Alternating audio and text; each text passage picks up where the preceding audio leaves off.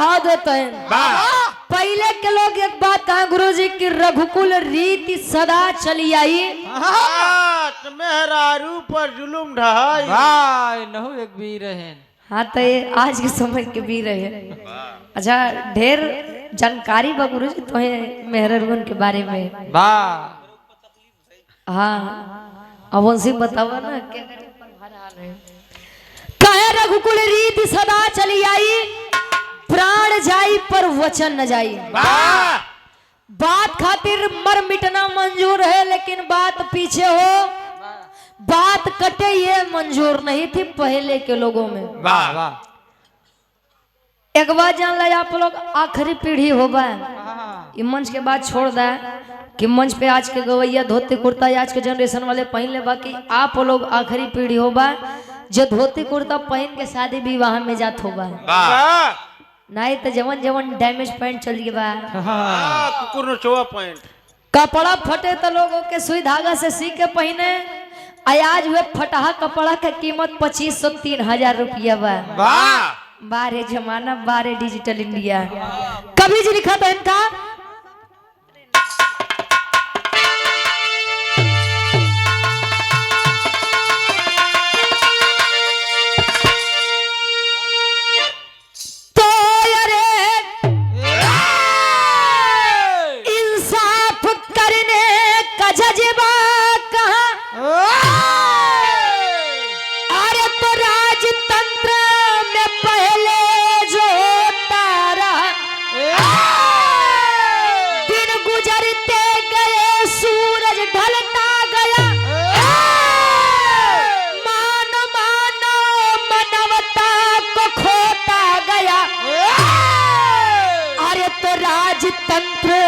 कहती मैं गाथा सुनो बादशाहों का जब भी जमाना रहा, जहांगीर बैठे थे गद्दी पे अपने, रुचि इंसाफ का क्या फसाना रहा।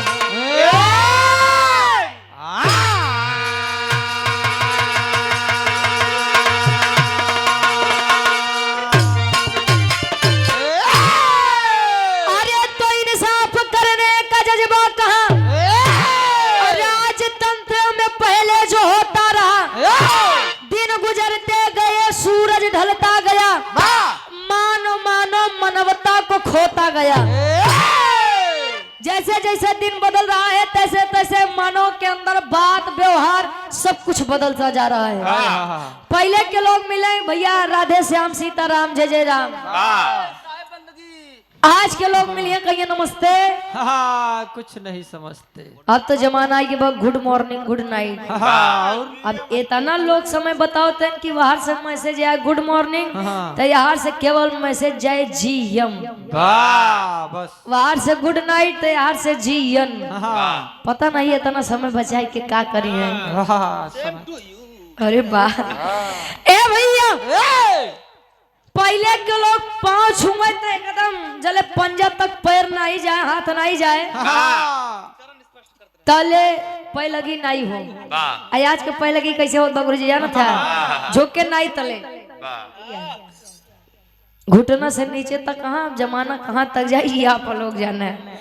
ए भैया पहले के हमारे काकी दाई लोग लंबा घूंघट करें या से कि उनके अंदर संस्कार के स्तर ज्यादा रहे। आज के समय में जींस टॉप फुल सिस्टम लग गया बाहर हमारे चाचा देखो है ना का घूंघट करे रहे। वाह अगर कहूँ चाचा यहाँ पर लड़की होता कसम से न जाने कितन के ऊपर जुलुम ढाया। हाँ जब यारे उम्र में हमारे काका दादा हरे का दीवाना बनवत है तले अगर मेहरारू होता तो का हाल हो। न जाने कितना बुढ़त खराब हो जाते देख के तो है।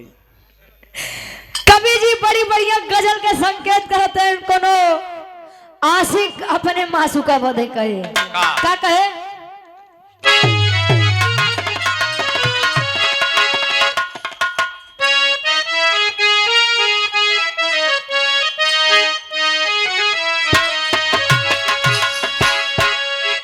अरे तुम मेरे पास भोजपुरी गजल बा, हिंदी में प्यार, वाह उर्दू में मोहब्बत, वाह अंग्रेजी में लव, संस्कृत में स्नेह, वाह गणित में जानत है वाह जोड़। अरे बारे प्रेम। अच्छा गणित में मिलान कर देता है बाजिया गुरुजी।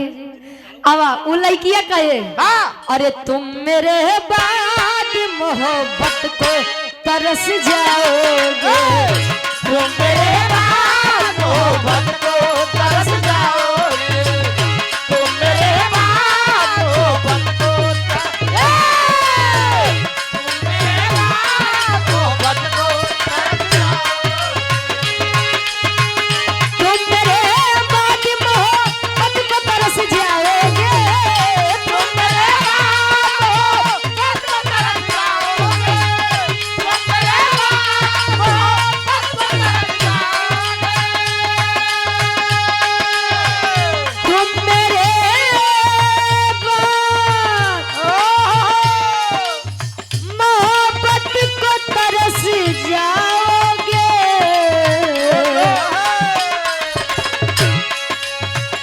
अजनबी शहर है, अजनबी शहर है, चाहत को तरस जाओगे, अजनबी शहर है, चाहत को तरस जाओगे, अजनबी शहर है, चाहत को अजनबी शहर है, चाहत को तरस जाओगे। यहाँ पर बैठी भगवान स्वरूपी जनता से हमारा एक सवाल है, सभी से सवाल है। विजय भैया आपसे भी सवाल है। बताना कौन सवाल बा? अरे राजा विद्वान, अरे तो राजा विद्वान में स्थान किसका ऊंचा है, राजा विद्वान में स्थान किसका ऊंचा है, राजा विद्वान में स्थान, राजा विद्वान में स्थान किसका ऊंचा है, राजा विद्वान में स्थान किसका ऊंचा है, राजा विद्वान में स्थान किसका ऊंचा है, राजा विद्वान में स्थान किसका ऊंचा है।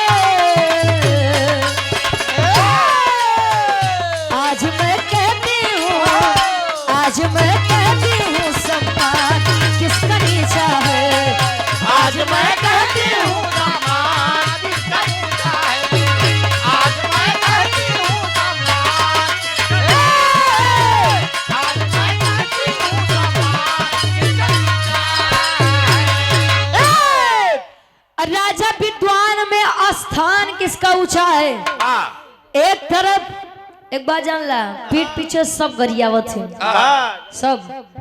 अब भाई केहू मिल गया चौराहे पे, भैया तनी सा चाय पिए उतना खाए जान था, बड़ी ठंडी बा। अच्छा ठीक बा, लोग कह दिए कि बड़ा दूरिया से आए बेचारा पियाई दे, एक कप चाय भैया दई दई ऊ के अच्छा पी ले तो ऊ चला कहन देखा यार इस तमावत है, लेकिन एक सारी चूतिया बनाई दे। अब ये लोग ये नहीं समझते हैं कि हमने उसे पागल बनाया है, वो नहीं देखता, लेकिन वहां पर सब दिखात बा। एक तरफ राजगद्दी पर बैठा राजा इसलिए सम्मान पाता है कि अगर एक चाटू करता करबे करे पीछे पीछे लागब तो कोनो भी गुनाह कह दे तो हमार कुल माफ रही। और एक तरफ विद्वान का सम्मान इसलिए होता है क्यों, क्योंकि उसके पास दिमाग है, बुद्धि है, अपने बुद्धि अपने ज्ञान के कारण बड़ी से बड़ी समस्याओं का एक तरफ करके सुलझा देता है। तो राजा विद्वान में स्थान किसका ऊंचा है, ये आप लोग विचार करेंगे। कहानी बा कब के कर बा कोने समय के बाद कवि जी कहानी उठावत है।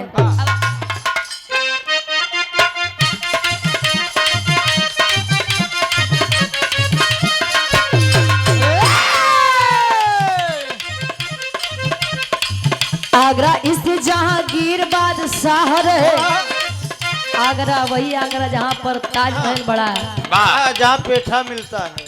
वाह बारे पेठा हम कुछ बताई तो तू कुछ बताया।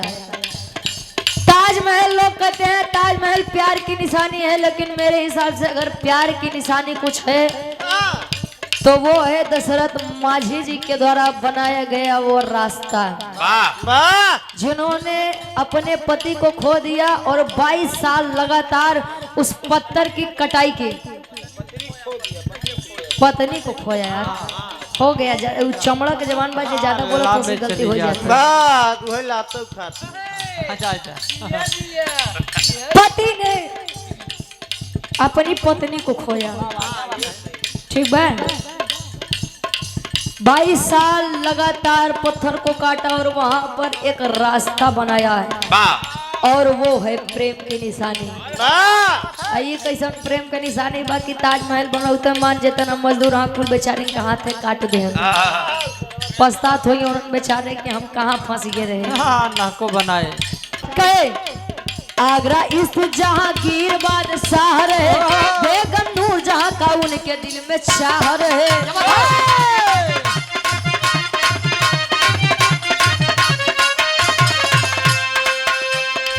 भले से नगर में खैले सुल्ताना खानम थे।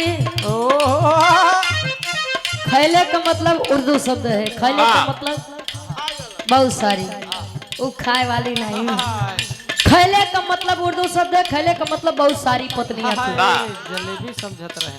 भले में नगर में खैले सुल्ताना खानम थे, मगर सुल्तान की तो नूरजहां ही जानम थी।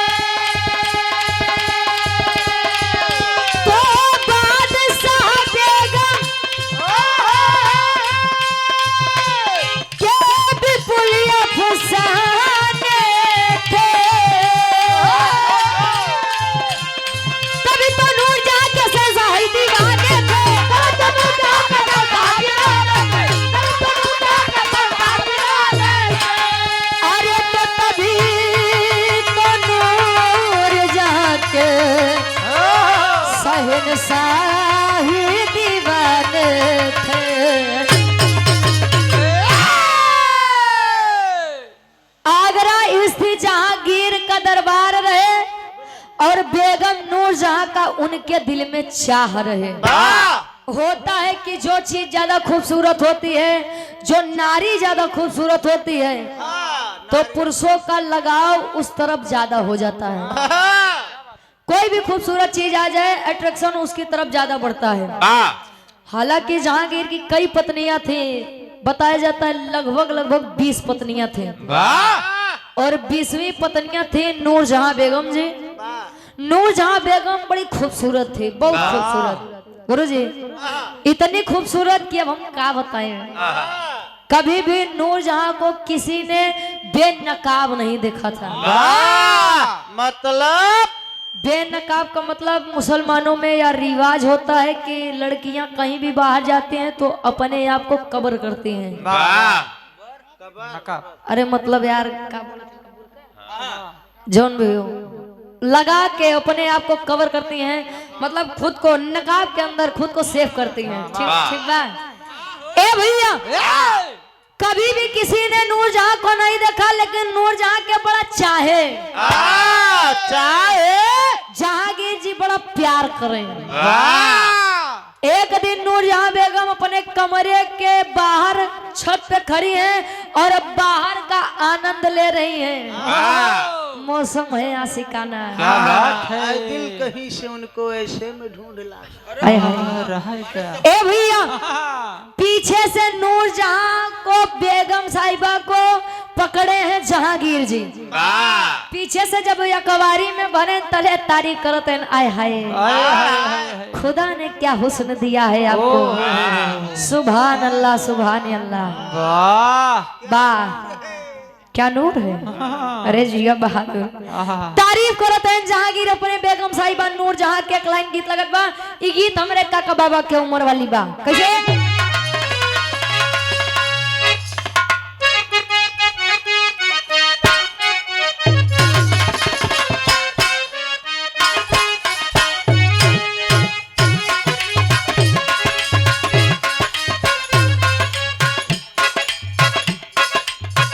लइका कहे कजरा मोहब्बत वाला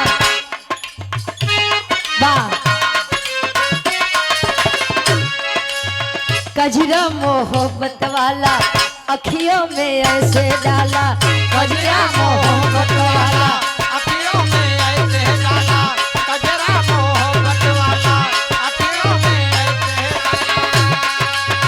कजरा मोहब्बत वाला अखियों में ऐसे डाला कजरे में ले ली मेरी जान हाय रे मैं तेरे कुर्बान कजरा मोहब्बत वाला अखियों में ऐसे डाला कजरे ने ले ली मेरी जान हाय मैं तेरे कुर्बान कजरा मोहब्बत वाला अखियों में ऐसे डाला कजरे ने ले ली मेरी जान हाय मैं तेरे कुर्बान। लेकिन तले लइकिया जले इतनी बतिया सुने कहे सुना हमार बात।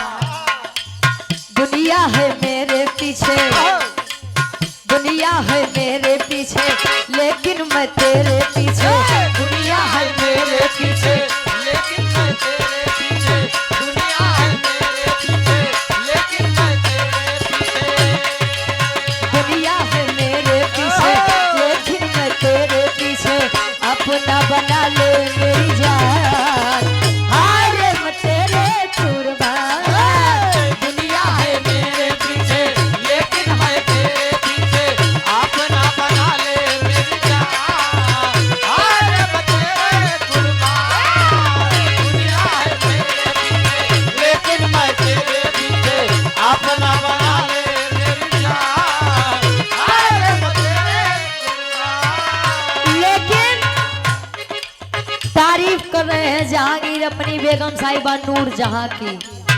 आय हाय रे मेरी रानी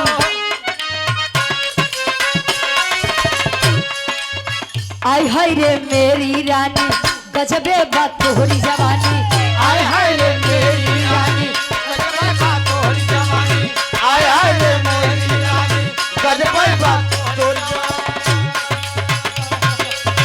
आय हाय रे मेरी रानी गजबे बात तोहरी जवानी आम के फाकी जैसे यार देखलू तारू की जलसा आय हाय रे मेरी रानी गजबे बात तोहरी जवानी आम के फाकी जैसे यार देखलू तारू की जलसा आय हाय रे मेरी रानी गजबे बात तोहरी जवानी आम के फाकी जैसे यार देखलू तारू की जलसा। क्या आंखें हैं आपकी हाय हाय क्या गाल हैं आपके हाँ, क्या होठ हैं आपके हाँ, जैसे पूरा मधुशाला है आए जान। ओहो राजा साहब कहे ये तने नहीं और सुना हमारी बात तारीफ पे तारीफ करते हैं। हिरनी के जैसे रानी चल जोरदार बाटे हिरनी के जैसे रानी काल जोरदार बाटे हेरे के बच्चे राने काल जोरदार बाटे कमर कमानी जैसे सुना लचकदार बाटे कमर कमानी जैसे सुना लचकदार बाटे कमर कमानी जैसे सुना लचकदार बाटे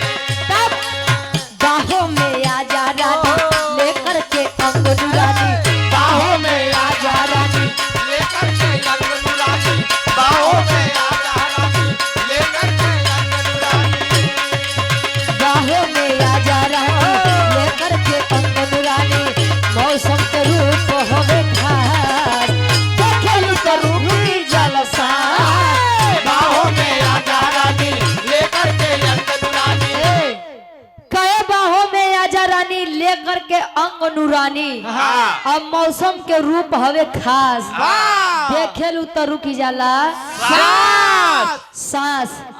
बेगम साहिबा इधर आइए। तले बेगम साहिबा कहे राजा जी दूर हटे जी। Don't touch my body. अरे जी ऐसे अंग्रेजी पढ़ावे तू जात रहा का हो। अच्छा घबराई। तले नूर जहाँ कहे यही तब जले हमारे एक शर्त मनबा जहांगीर कहे आए अब हमारे लगे आवे बदे शर्त माने के पड़ी। तू जवन कहबू हम तवन करब लेकिन तू आव। कहीं क्या चाहिए बोलिए। हीरे जवाहरात सोना चांदी का चाहिए बतावा कुल तोरे नाम में लिख दे। तो बिना दूसर मेरा लिया दे बोले कहाँ बहन ये कौन राजा है नो। तले नूर जहाँ कहे कि तक हमके ना ही सोना चाहिए ना ही चांदी चाहिए ना हीरा चाहिए ना ही मोती चाहिए। हमका केवल एक चीज चाहिए। कौन चीज? आप मुझे धनुष और बाण चलाना सिखा दीजिए। आए हाय इस अदा पर उस खूबसूरती पर ये अदा काफी जान लेगी। ठीक है सिखा देंगे। अच्छा एक दिन बीता गुरुजी 3 दिन बीता 4 दिन बीता 5 दिन बीता 6 दिन बीता 7 दिन बीता 8 दिन बीता बीता गई। धीरे धीरे समय बीता। एक दिन बीता का मतलब गुजर गया चला गया। का कर बाबू भाषा से मजबूर रही है। समय अब एक दिन में आई के बाद वही हाल हो देसी चिड़ैया मराठी बोल जान ले हमारा उधी भाषा बा हमारे खातिर वही सबसे बढ़िया बा। हाँ ये बंतु वाला काम हमसे ही नहीं होता। ए भैया धीरे धीरे दिन गुजरता गया। एक दिन जहांगीर अपने राज दरबार में बैठे हैं और यार बेगम साहिबा अपने कमरा हुए छत के किनारे खड़ी है। देखा तई तले विचार करत है हमार सैया हमार राजा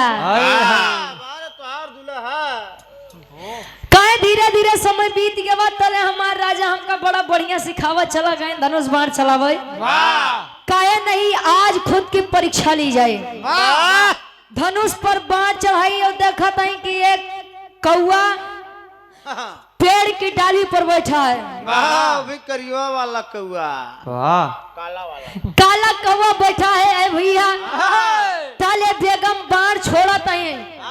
अब बाण जब छूटा कौआ अपने तरफ खतरा आता देख उड़ा है उस डाली से। बहुत चलाक रहा काला कौआ। अब जाहिर से बात है अगर धनुष से बाण छूटा है मंजीत भैया अगर धनुष से बाण छूटा है तो वो बाण कहीं न कहीं जा करके लगेगा। कौए के ऊपर निशाना साधे रही बेगम साहिबा। अजले कौआ उड़ गया तो जाई कहा। कवि जी लिखते हैं तेरी के भाव में।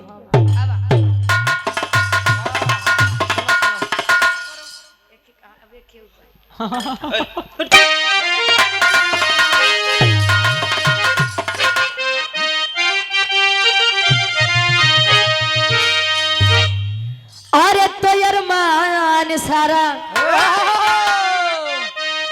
अब धूमिल होई गवा। अरे तो अरमान सारा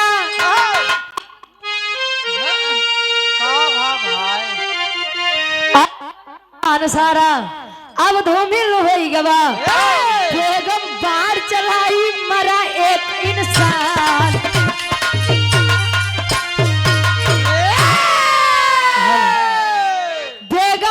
चलाई मरा एक इंसान अरमान सारा धूमिल हो गया। बाण जब छूटा पेड़ के नीचे एक तालाब है और तालाब के किनारे हिंदू धर्म के 2 लोग एक पति है और एक पत्नी है यानी धोबिन जाति से बिलोंग करते दोनों लोग बैठे हैं कपड़ा धोने के लिए। आज के समय में तो मंजीत भैया वॉशिंग मशीन चलत बा तले रेही से कपड़ा धोआए ना रेहो ना रही बा तो इसे धोबिए नहीं रही गए। कितना जने तो सोचत है जले गधा गधाई दहेज में नहीं मिली तले भी आहे नहीं है। ये बारे देखा परा है। अगर गधा गधाई के जोड़ा मिले गोविंद भैया तो इनके करवाई दिया ध्यान दे हाँ। बड़ा दिन से बेचारू कुंवारा टहरत है। ए भैया हाँ हाँ बहुत जरूरी बा। बाढ़ आकर के उस धोबी के सीने पर लगता है। एक बात मैं बता दूं, चाहे लड़का हो चाहे लड़की हो, लेकिन अपने आंखों के सामने उस पसंदीदार शख्स को खोना कितना मौत के बराबर होता है। एक पत्नी से उसकी हंसती खेलती दुनिया एक क्षण में उजड़ जाए तो उस पत्नी के ऊपर क्या बीतेगी ये आप लोग अपने ऊपर लेकर देखिएगा। दोनों लोग हंसी खुशी अपने काम में व्यस्त थे, लेकिन बेगम साहिबा की एक नादानी आज एक इंसान की जान ले बैठी। धोबिन रो रही है, अपने पति की लाश के पास बैठी है और खुद से सवाल कर रही है कि आखिर क्या गलती थी तेरी, क्या गलती थी तेरे पति की जो उसे इस तरह तुझसे छीन लिया गया। धोबिन नजर दौड़ाई कि आखिर ये तीर आया कहां से। इशारा हुआ राज दरबार की तरफ से, जहां लोग सगे रिश्तों को नहीं पहचानते ठुकरा देते हैं, जहां लोग हिंदू धर्म हो करके भी हम सनातनी हैं, हम उच्च जात के हैं, हिंदू प्रधानमंत्री होने के बावजूद भी हमारा हिंदू समाज खतरे में है, तो क्यों ना मुसलमान को प्रधानमंत्री बना दिया जाए। तले मुसलमान समाज खतरे में हो, हिंदू तो कम से कम सुरक्षित रही। जब हिंदू हो करके भी हमारा हिंदू समाज खतरे में है तो क्या करे बदे राजगद्दी पे बैठा है। छोड़ दीजिए, हिंदू खुद का विकास करना जान जाएगा। सनातनी बताते हैं जो राम को लाए हैं हम उनको लाएंगे। अजले नियम में आएगी तो तेलिया सार के मुंह देखा तो दिमाग खराब हो, भोजन न मिले। यहाँ केहू केहू के नहीं बभाए। ए भैया चलिए वह हिंदू धर्म की लड़की, एक सुहागिन लड़की जो क्षण भर में ही विधवा बन गई, एक मुसलमान राजा के दरबार में पति की लाश बाहर पड़ी है और अंदर जाकर के आंखों में आंसू लेकर के मुसलमान बादशाह जहांगीर के सामने रोक के एक बात कही। का कहे गुरुजी? विरह के आखिरी गीत लगत बा।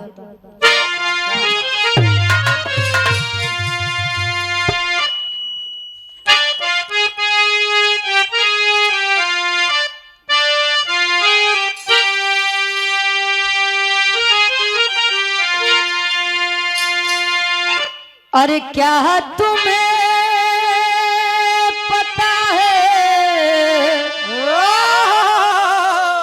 ऐ गुलशन, अरे क्या तुम्हें पता है ऐ गुलशन, मेरे दिल बरियाने वाले हैं। क्या तुम्हें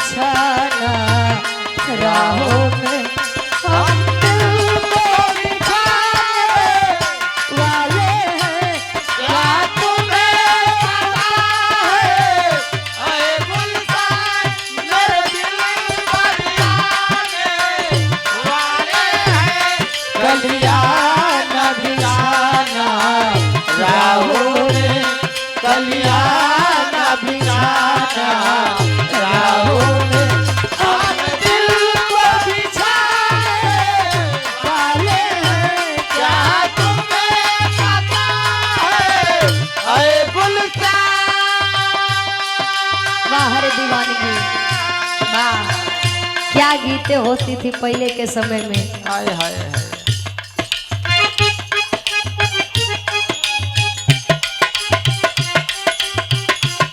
कहे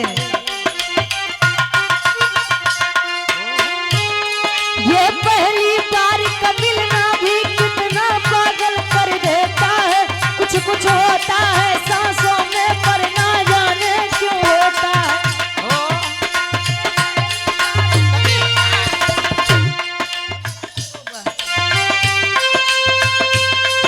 कहे ये पहली बार का मिलना भी कितना पागल कर देता है, कुछ कुछ होता है सांसों में पर ना जाने क्यों होता है। ये पहली बार का मिलना भी कितना पागल कर देता है, होता है सांसों में पर ना जाने क्यों होता है।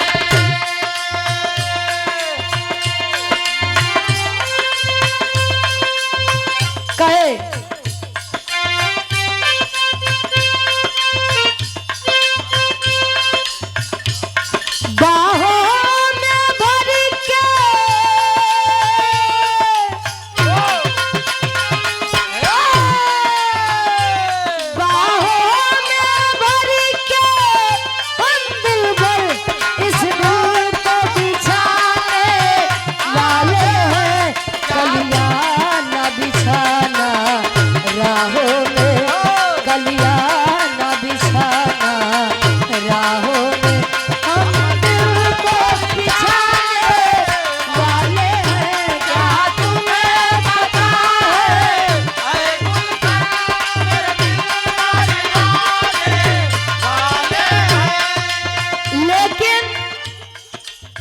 हिंदू धर्म की लड़की खड़ी है और उस मुसलमान बादशाह जहांगीर के सामने और हाथ जोड़ करके बैठी है और एक सवाल करे पूरी सभा के बीच में, क्या हुई खता है,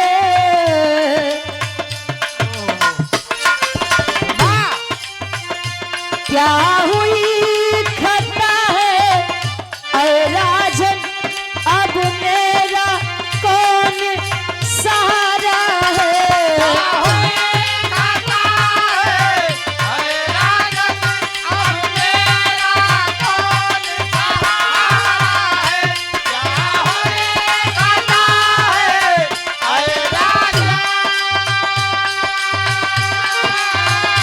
क्या हुई खता है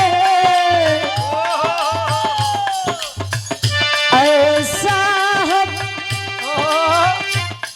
अब मेरा कौन सारा है।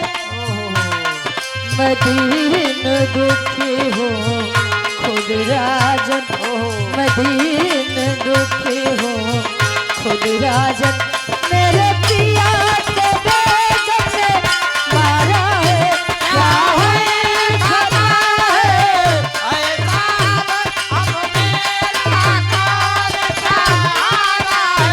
मैं दीन दुखी हूँ खुद राजन, मैं दीन दुखी हूँ खुद राजन, मेरे पिया को बेगम ने मारा है।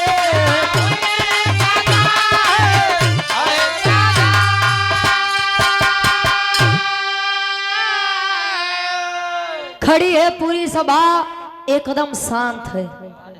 रो के एक बात कही है, राजा साहब क्या गलती थी मेरी, क्या गलती थी मेरे उस पति की जो मेरी हंसती खेलती दुनिया को उजाड़ लिया गया। क्या गलती थी, हम तो अपने काम में मस्त थे, अपनी छोटी सी दुनिया में मस्त थे, लेकिन अचानक से मेरे पति को मुझसे छीन लिया गया। किसके सहारे इस जालिम भरी दुनिया में हम मैं जीवन व्यतीत करूंगी। राजा साहब खड़े हुए, बोल लड़की किसने किया तेरे साथ ऐसा, नाम बता। कहे कि नाम बता दूं तो क्या आप उसे सजा और मुझे इंसाफ देंगे।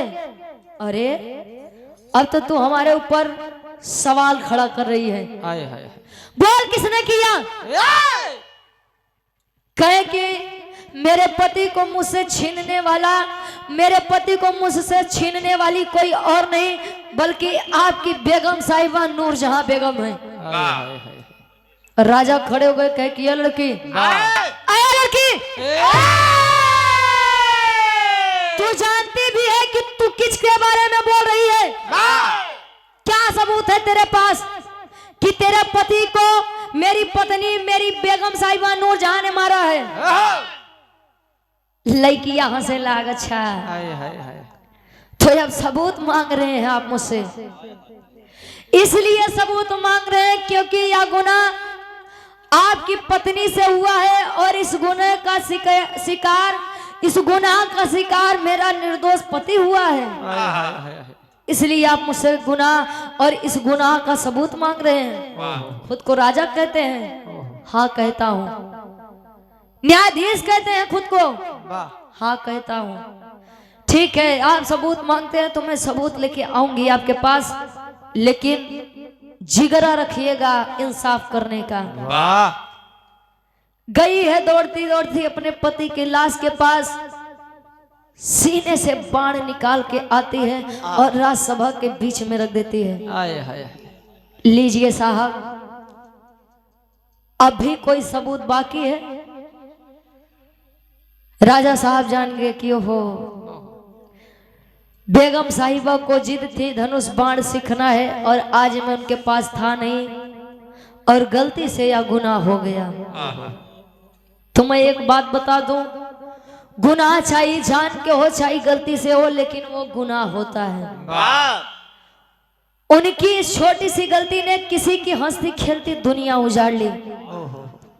पहले के लोग एक बात कहा करते थे साहब कि पति को परमेश्वर का स्वरूप कहा जाता है। क्यों कहा जाता है? ये बात सत्य है, क्योंकि अगर पति चाह ले तो पत्नी की इज्जत ससुराल में एक रानी की तरह होती है। ससुराल में पत्नी की क्या इज्जत होगी, कौन क्या बेइज्जती करेगा, ये केवल और केवल उसके पति के ऊपर निर्भर करती है। YouTube के माध्यम से हमारे बड़े भाई लोग भी बैठे हैं, एक बात मेरी सुन लीजिए कि एक पिता अपनी बेटी को बहुत प्यार से पालता है। जिस समय वह अपनी बेटी की विदाई करता है उस समय उसके ऊपर क्या बीतती है, ये बात आपको तब पता चलेगी जब आप खुद एक बेटी के बाप होंगे। घर पर जाने के बाद पता चले कि बेटी मेरी बड़ी सुखी है, तले जीवन सुखमय हो जाता है। और उस तरफ से फोन आता है कि पापा दहेज तो आपने दे दिया मुंह मांगा, लेकिन शायद आप मेरी खुशी नहीं खरीद पाए। तो पिता के लिए सबसे कष्टदायी यही समय होता है कि जब उसकी बेटी कहती है कि मैं यहाँ पर खुश नहीं हूँ। कही है वह लड़की कि मुझे मेरा पति लौटा दीजिए, मुझे आप लोगों से कुछ नहीं चाहिए। अरे पगली है, तू कैसी बात कर रही है? यह जीवन का सत्य है, आया है सो जाएगा राजा रोग फकीर। कोई विमान पे चढ़ चला, कोई बंधा जात जंजीर। अब तो तेरा पति इस दुनिया में कभी नहीं आएगा, तो मुझे इंसाफ दीजिए, इंसाफ भी तुझे मिलेगा। कैसा इंसाफ है? पूरे राज्यसभा के अंदर पापड़ के भाव लगत बा।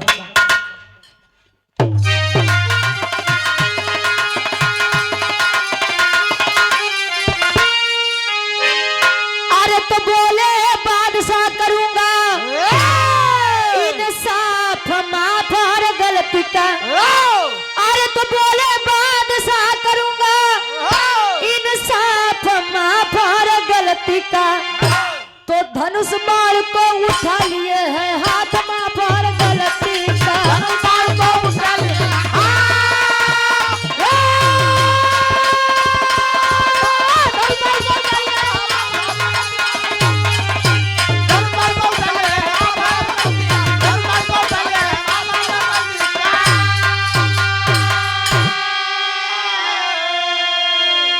बेगम को बोले बादशाह आओ बेनकाब हो तो आपके कर्मों का आ जाई होगा हो हिसाब हो। अरे सुन के सभा गई है, अरे सुन के सजा सभा गई है, अब काप मां पर गलती का। तो धनुष बाण को उठा लिए हैं हाथ मां पर जाति का ऐलान कर दिए राजसभा में। एक तरफ हुआ बेचारी हिंदू धर्म की लड़की धोबिन खड़ी है, बीच में राजा साहब और ऐलान किया कि बेगम साहिबा को कहो कि बेनकाब होकर के आज इस राज दरबार में आए।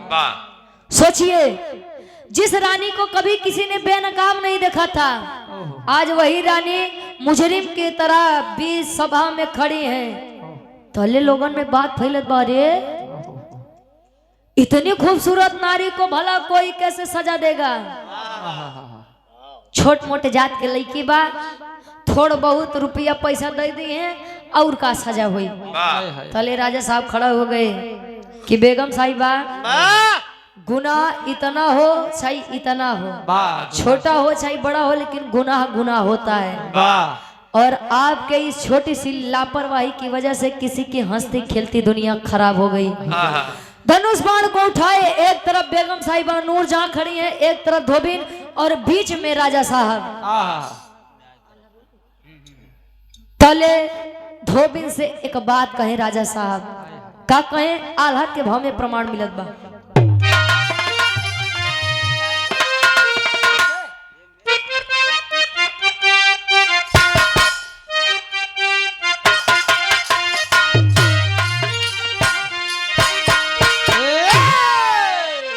बादशाह धोबिन को था माए धन बनवा बाबू,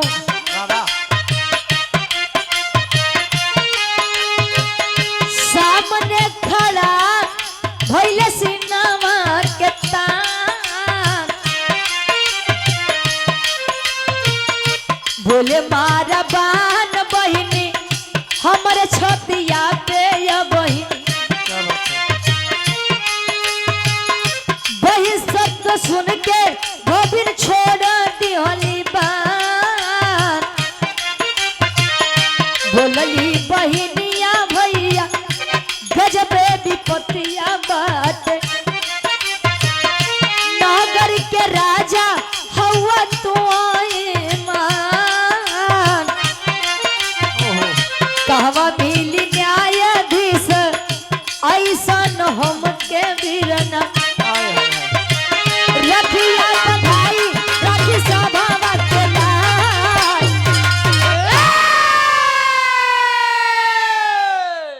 ए भैया, राजा साहब ऐलान कर दिया कि देख बहन, आजाले धोबिनिया बहन शब्द सुनत बा, तले देखत बा रे, मेरी औकात तो इनके सामने खड़े होने की नहीं है और इन्होंने मुझे बहन शब्द से नवाज दिया। तले धोबिनिया कहे, हाँ भैया बोलिए, अब तो आप जो भी सजा देंगे मैं मंजूर कर ले जाऊंगी। कहे कि बहन देख, इस लड़की ने तेरे सुहाग को छीना है। हाँ छीना है, अगर तू इसे मारेगी ये मर जाएगी, और ये मर जाएगी तो इसे दुख का अनुभव ही नहीं होगा। तो मतलब कि इसने तेरे सुहाग को तुझसे छीना, तू इसके सुहाग को मतलब इसके सुहाग का मतलब मुझे आपको मारना होगा। कहे कि हाँ मुझे मारना होगा बहन, और तू मार, इसे भी तो पता चले कि हमारे अपने जब हमसे हमेशा हमेशा के लिए अलग होते हैं तो क्या बीतती है हमारे ऊपर। तले धोबिन धनुष बाण छोड़ के अपने पति के लाश के तरफ जात बा। फिर से आवाज गए, बहन आखिर तूने मुझे मारा क्यों नहीं? थले धोबिनिया कहे, भैया मैं मान गई कि आप जैसा न्यायाधीश ना ही कभी था, ना है और ना ही कभी जीवन में होगा। मैं इसके पति को तो मार सकती हूँ, लेकिन मैं अपने भाई को कैसे मार सकती हूँ? मेरी क्षमता मेरी औकात तो आपके बराबरी तक नहीं है, नजर उठा के देखने तक नहीं है, फिर भी आपने मुझे बहन शब्द कह करके अपने बराबरी का अधिकार दिया। अब मुझसे इतनी बड़ी गुस्ताखी नहीं हो सकती। मैंने अपने पति को तो खो दिया, मैं अपने भाई को नहीं खोना चाहती। मेरे भाई आप महान हैं और मुझे न्याय भी मिल गया। मैं अपने पति की यादों के सहारे अपनी पूरी जिंदगी बिता ले जाऊंगी। धोबिन जले अपने पति के लाश के तरफ जात बा, तले फिर से जहांगीर एक आवाज देते हैं। कौन आवाज? आखिरी भाव खड़ी के भाव में कवि जी लिखते हैं,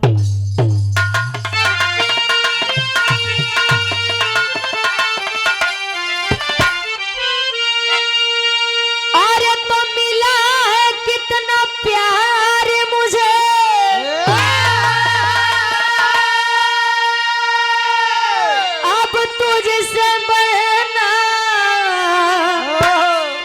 अरे मिला है कितना प्यार मुझे अब तुझसे बहना बाहर जाओगी नहीं इस महल में रहना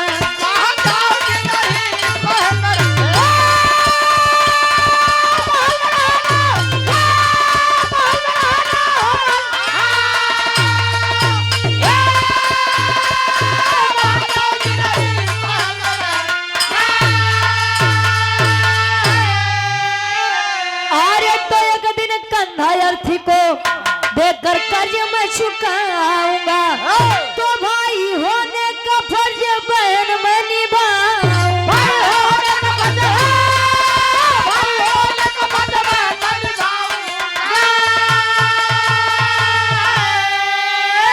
अरे दुख दर्द को मेरे रहते अब मत सहना बाहर जाओगी नहीं इस महल में रहना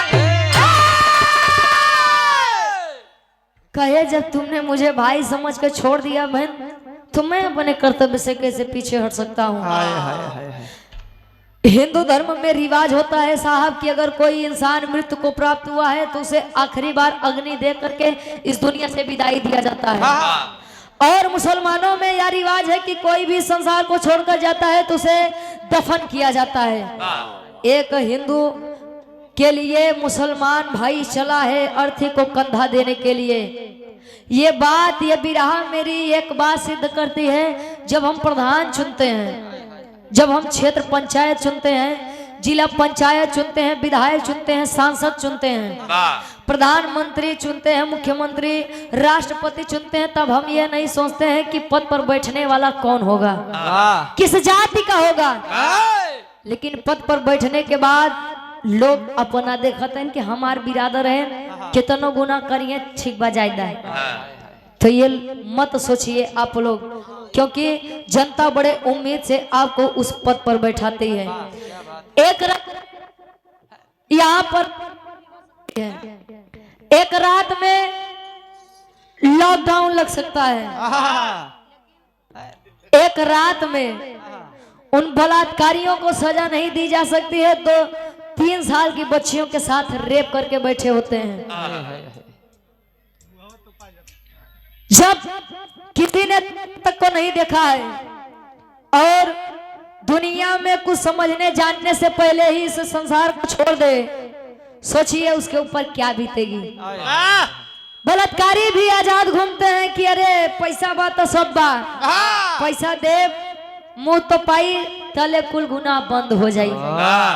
माई बाप के ऊपर का बीतत है, जो ने लड़का जो ने लड़की के साथ रेप होता है, वो माई बाप केवल रात में कैंडल मार्च लेके निकल जाएंगे, 2 दिन धरना पे बैठ जाएंगे कि इंसाफ दो, तीसरे दिन पुलिस के डंडा पड़ी तो सब अपने अपने घरे अजले एक अनाई हो जाए तले कुछ मिले वाला नहीं बा। आखिरी भावा अब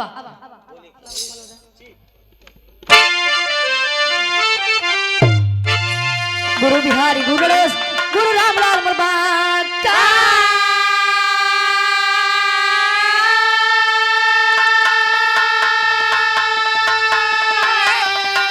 अरे कफन करें हम लड्डू कभी बच्चन का विजय पत्ता कहाँ हो।